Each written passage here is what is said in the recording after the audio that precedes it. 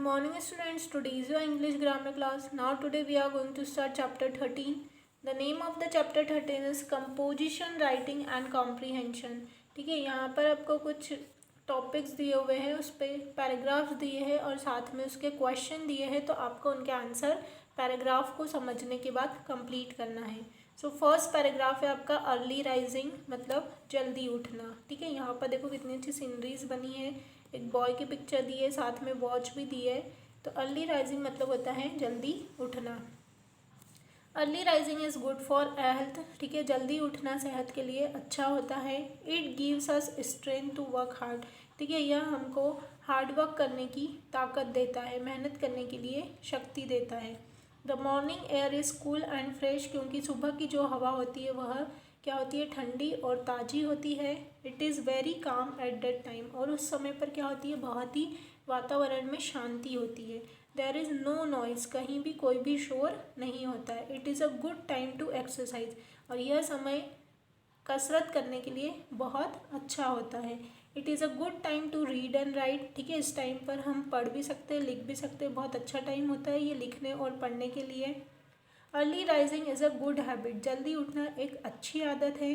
All students should get up early. ठीक है, जितने भी स्टूडेंट्स हैं, जितने भी बच्चे हैं, सबको जल्दी उठना चाहिए. They should get up early and go to bed early, और उनको जल्दी उठना चाहिए और जल्दी सोना चाहिए. गो टू बेड अर्ली मतलब जल्दी सोना चाहिए. अगर आप जल्दी सोओगे तो ही आप जल्दी उठोगे. आपको जल्दी उठने की मेहनत नहीं करना है. अगर आप जल्दी सोओगे तो आप अपने आप ही सुबह क्या करोगे, जल्दी उठोगे.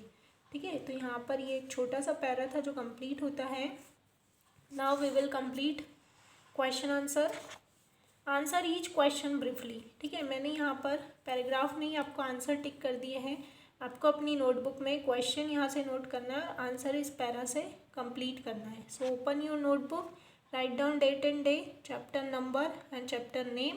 देन आप फर्स्ट टॉपिक डालेंगे early rising. Okay, question number first डालेंगे यहाँ से, is early rising a good habit, क्या जल्दी उठना अच्छी आदत है. तो क्या है, yes it is a good habit. Answer क्या लिखेंगे आप, yes it is a good habit. When is the air cool and fresh. ठीक है, हवा कब ठंडी और ताज़ी रहती है. तो यहाँ पर सेकंड आंसर ये है, नंबर 2. यहाँ से यहाँ तक मैंने टिक किया है. The morning air is cool and fresh, तो आप एज इट इज़ आंसर लिखेंगे नंबर 2 पर. नंबर 3 है, what gives strength to our body. ठीक है, हमारे शरीर को ताकत कौन देता है, तो जल्दी उठना. तो आप स्टार्ट कहाँ से करेंगे आपके आंसर को, listen carefully. Early rising gives strength to our body. Okay, और बाद में आपको फुल स्टॉप लगाना है. तो कैसे लिखेंगे answer, early rising gives strength to our body. Number 4, what should all students do. ठीक है, सभी बच्चों को क्या करना चाहिए, तो they should get up early and go to bed early. ये नंबर 4 का आंसर है. Give 2 benefits of early rising, सुबह जल्दी उठने के 2 फायदे बताइए. तो यहाँ पर ये 2 बेनिफिट्स मैंने टिक किए हैं. फर्स्ट है there is no noise, first number पे लिखेंगे, और नंबर 2 डाल के लिखेंगे it is a good time to exercise, और ये कसरत करने का बहुत अच्छा समय है. तो इस तरह से आपका यहाँ पर ये जो फर्स्ट पैरा है वो कंप्लीट होता है, और ये क्वेश्चन आंसर आपको अपनी नोटबुक में कंप्लीट करना है. नाउ कम ऑन, अब एक और पैरा हम करेंगे. Page number 88. पेज नंबर 88 पर आपको एक स्टोरी दी हुई है जो हम डिस्कस करेंगे. फर्स्ट है यूनियन इज़ स्ट्रेंथ. ठीक है, एकता में क्या होता है, बहुत ही शक्ति होती है. यूनियन मतलब एकजुट होकर रहना, तो एकता में क्या होती है, ताकत होती है, शक्ति होती है. There was a farmer. ठीक है, एक बार क्या, एक किसान था. ही हैड 4 सन्स, उसके 4 बेटे थे. They always quarrelled with one another, वे हमेशा एक दूसरे से क्या करते थे, क्वारल्ड मतलब होता है लड़ाई करना, लड़ाई करते थे. The farmer was very sad, जो किसान था वो बहुत ही इस बात से दुखी था. One day he called his sons to him. ठीक है, एक दिन उसने अपने 4 बेटों को उसके पास बुलाया. He gave them a bundle of sticks, और उसने उनको लकड़ियों की गठरी दी. He asked them to break it, और कहा कि इसको तोड़ के दिखाओ. देखिए ये इसके हाथ में लकड़ियों, बहुत सारी लकड़ियों का बंडल दिख रहा है आपको, और कहा कि इनको एक एक करके तोड़ के दिखाओ. No one could break the sticks. ठीक है, कोई भी वो लकड़ियों के गठरी को तोड़ नहीं पाया. Then he united the bundle, sorry then he untied the bundle, फिर उसने क्या किया, उस बंडल को खोल दिया। Now his sons could break the sticks easily, और सबको एक एक लकड़ी बांट दी, तो उसके बेटों ने आसानी से उन लकड़ियों को तोड़ दिया। द फार्मर सेड, फिर किसान ने उनको समझाया, यूनियन इज स्ट्रेंथ, ठीक है, एकता में क्या होता है, शक्ति होती है। Leave together like this sticks, और कहा कि इन लकड़ियों की तरह तुमको भी साथ में रहना चाहिए। No one can harm you then, ताकि कोई भी तुम्हें नुकसान नहीं पहुंचा सकता। अगर तुम अलग अलग रहोगे तो कोई भी तुमको नुकसान पहुंचा सकता है, अगर तुम चारों साथ में रहोगे, एकजुट होकर रहोगे, तो कोई भी तुम्हारी कुछ भी हानि नहीं कर सकता है।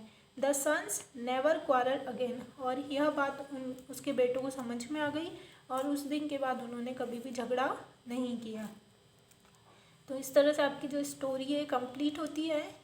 ना नीचे आपको फिलअप्स दिए हुए हैं, ये फिलअप्स के आंसर भी मैंने टिक कर दिए हैं, तो आपको अपनी बुक में ही कंप्लीट करना है इसको, क्योंकि बुक में प्लेस दी हुई है। फर्स्ट है, द फार्मर वॉज वेरी, जो किसान था वो क्या था, बहुत ही दुखी था, तो यहाँ हम क्या लिखेंगे, sad. His sons always quarreled, उसके जो बेटे थे वो हमेशा आपस में क्या करते थे, लड़ते थे।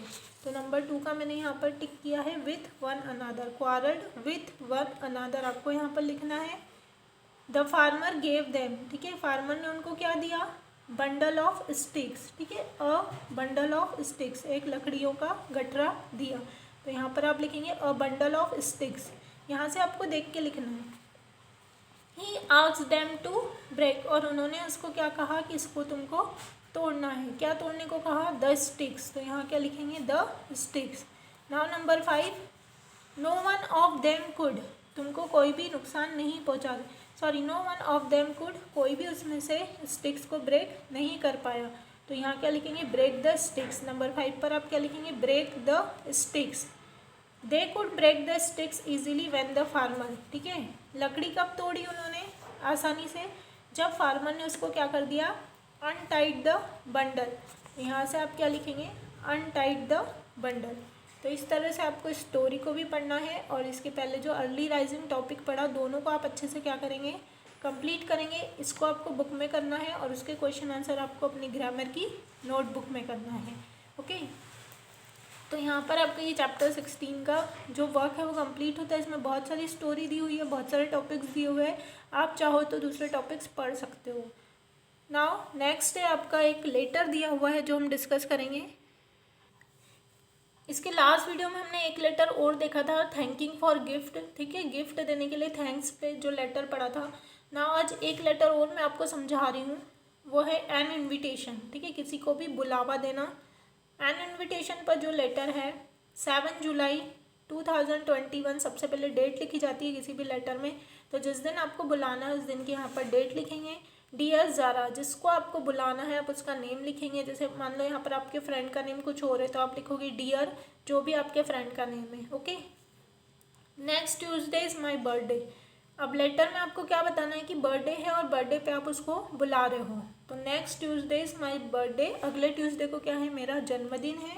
There will be a party in the evening, शाम को क्या रहेगी, पार्टी रहेगी। Dad will get me a big cake, मेरे पापा मेरे लिए बहुत बड़ा केक लेकर आएंगे। All my friends will be there, मेरे सारे दोस्त वहाँ पर होंगे। We shall eat, dance and sing together, ठीक है, हम साथ में खाएंगे, नाचेंगे और बहुत मस्ती करेंगे। There will be a lot of fun, और हम सब लोग मिलकर बहुत क्या करेंगे, एन्जॉय करेंगे। Please do come 6 PM sharp, क्या कह रहा है वो कि बिल्कुल 6 बजे तुम वहाँ पहुँच जाना। डोंट बी लेट, लेट मत होना। योर्स लविंगली, ठीक है, तुम्हारा प्यारा। ये जो लिखने वाला है लेटर उसका नाम रूबी है, तो यहाँ पर रूबी लिखा है, और अगर आप लेटर लिखेंगे तो आप यहाँ पर अपना नेम लिख सकते हैं। तो इस तरह से आपको एक थैंकिंग फॉर गिफ्ट और एक ये एन इनविटेशन वाला लेटर दोनों आपको अच्छे से लर्न करना है। इसको आप बुक में ही रहने दें, बुक से ही क्या करेंगे, लर्न करेंगे। तो यहाँ पर आज आपका जो ग्रामर का सिलेबस है वो भी कंप्लीट होता है। नोटबुक आपको अच्छे से कंप्लीट करना है, नोटबुक के आपको मार्क्स मिलेंगे। तो जिन बच्चों की नोटबुक कंप्लीट नहीं है प्लीज़ अपनी नोटबुक कंप्लीट कर लीजिए। देन अब जो नेक्स्ट क्लास होगी उससे हम रिवीजन स्टार्ट करेंगे, तो रिवीजन के लिए रेडी रहिए। Thank you.